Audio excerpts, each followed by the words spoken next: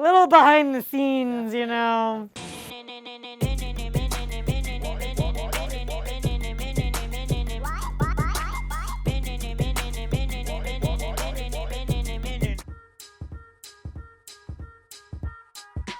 Anyway, I went to an estate sale this morning. Don't know who lives there. don't know a lot. But a fun thing that, because of masks not going away anytime soon, finding vintage fabric at estate sales is like my favorite thing to then give to Beth, who's our seamstress who makes masks. So excited to make masks from some of this fabric. Oh, this is a fun one. This is what we run into a lot. This kind of thing. Beautiful. And then you open it up and you're like, bloody nose!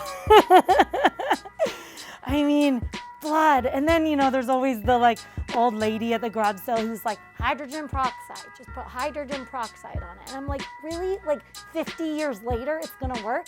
But you know what? If it doesn't work, this is gonna become a skirt, just cut this off. And this jacket stands alone. Look, to wear that whole thing as a suit is a lot. Maybe like when you were going to work at the office that worked, but who's going to work at the office right now? Not a lot of people. But this with like jeans, even this with what I'm wearing, like this is a perfect example of print mixing and transitioning into another season. Like the black and white sleeveless pantsuit now with fall colors is like a little fall blazer. And the print mixing works because they're very different sizes and shapes. Like you can do big flowers, but you got to do them with little flowers, But right? Look at that. Half of this stuff I didn't even know. I was like, throw it in. Pajamas? People are living in pajamas. Oh, shucks, they're kids' pajamas. You know what? It's going to become a mask. Beautiful, beautiful pieces. I'm so excited to go through and visit. Oh, this was a good score. I mean, look at these little white booty shorts. Not really any stains. So exciting.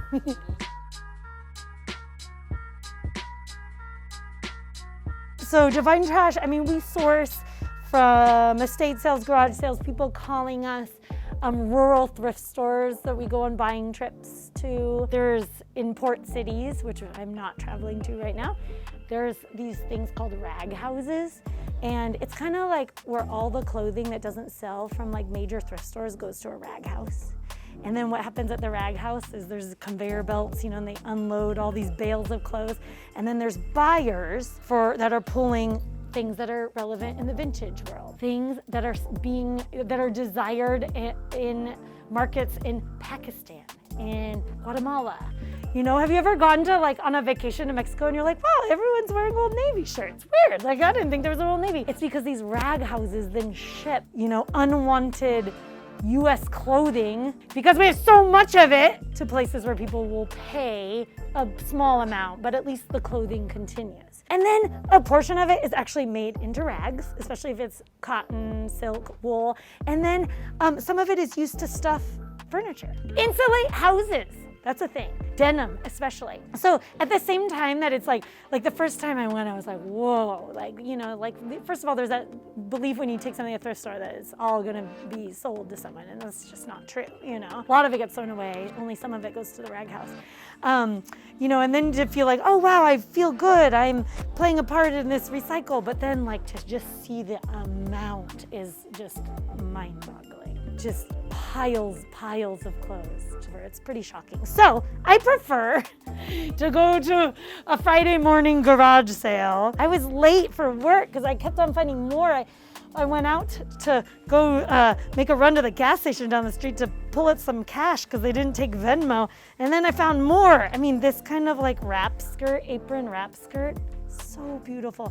We're really into tags too. We just appreciate the font is different, the feel is different, the vibe is different. And these companies just aren't even around anymore. I could see the back of this tag from a distance and just know it's vintage. So yeah, then the process is, we go through this stuff, and a lot of times we have to make repairs. We have to deal with the blood stains. And it's science. That's really fun too. like adding, you know, bringing the science piece of it. And we have to do that upstairs in Betty's too. You wouldn't believe the amount of deodorant and makeup that we have to take off of clothing after it's been tried on. A little behind the scenes, you know, fact. Yeah, don't wear deodorant, just don't do it.